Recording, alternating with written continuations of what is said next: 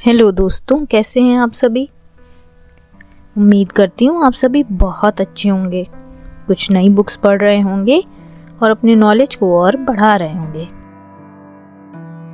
दोस्तों, परिवार में किसी प्रियजन का गुजर जाना मन को बड़ा ही दुखी कर जाता है। इस दुख से उबरना बेहद मुश्किल होता है।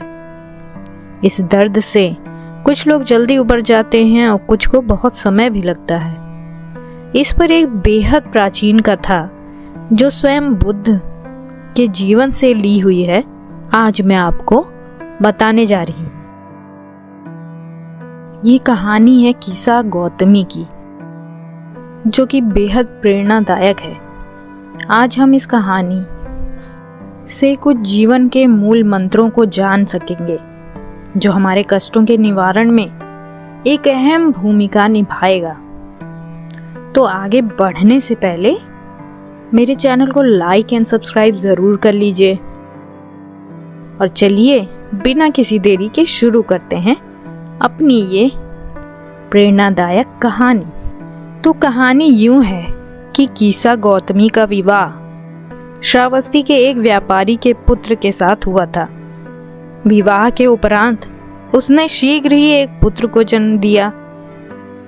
दुर्भाग्य से वो बच्चा अभी 1 वर्ष का भी नहीं हुआ था कि उसे सर्प ने डस लिया और वह मर गया।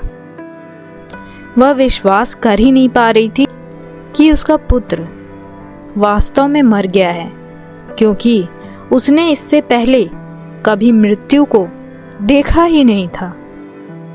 कीसा गौतमी को ये बिल्कुल यकीन नहीं हो रहा था कि सर्पदंश से बना ये छोटा सा लाल निशान उस बच्चे की मृत्यु का कारण भी हो सकता है। अतः उसने अपने मृत बच्चे को उठाया और उठाकर पागलों जैसे इस घर से उस घर घूमने लगी। लोगों ने ये विश्वास करना प्रारंभ कर दिया कि वो पागल हो गई है। अंत में एक वृद्ध व्यक्ति ने उसे शमन गौतम के पास जाने को कहा और उनकी सहायता लेने की सलाह भी दी, जो उस समय श्रावस्ती में ही थे। अतः वह तथागत के पास गई और उसने अपने मृत बच्चे के लिए कुछ दवाई मांगी। तथागत ने उसकी दुख गाथा और उसका विलाप सुना। बुद्ध समझ गए थे कि मैं कितना भी समझा लूं, ये समझ नहीं पाएगी। तो इस पर उन्होंने कहा, नगर में जाओ और किसी भी ऐसे घर में जाना जहां कोई मरा न हो। उस घर से कुछ सरसों के दाने ले आना और उसकी सहायता से मैं तुम्हारे बच्चे को पुनर्जीवित कर दूंगा। कीसा गौतमी ने सोचा, ये तो बड़ा ही सरल काम है, और अपने बच्चे के मृत देह को साथ लेकर उसने नगर में प्रवेश किया। किंतु शीघ्र ही उसने पाया कि वह असफल हो गई है, क्योंकि जिस किसी के भी घर वो गई थी, वहां किसी न किसी सदस्य की मृत्यु हो चुकी थी। जैसा कि एक गृहस्थ ने उससे कहा, जो जीवित है वे थोड़े हैं और जो मर गए हैं वे अधिक हैं। अतः वह निराशा से पूर्ण और खाली हाथ तथागत के पास लौट आई। तथागत ने जब उससे पूछा, क्या उसने अभी भी ये नहीं समझा कि मृत्यु सभी के लिए सामान्य बात है? क्या वह अभी भी दुखी होगी जैसे केवल उसी के साथ ऐसी अप्रिय घटना घटी हो? तब वह यहाँ से यह कहती हुई चली गई कि सब कुछ अनित्य है, यही नियम है, और उसने अपने बच्चे का दाह संस्कार किया।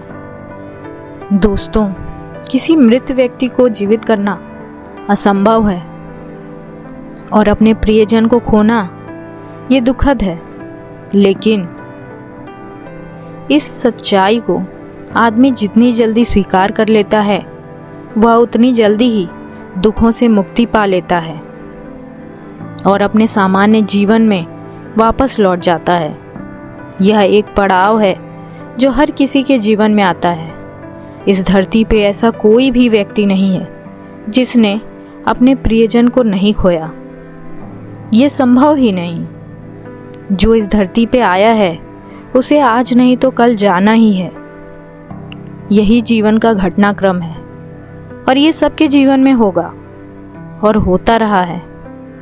ये सोचना कि ये घटनाएं जो दूसरों के जीवन में घटी हैं ऐसा हमारे साथ नहीं हो सकता, ये मूर्खता है। ये कहानी बहुत कुछ कहती है और मैं समझती हूँ कि इससे आपको जीवन की सच्चाई को समझने में मदद मिली होगी।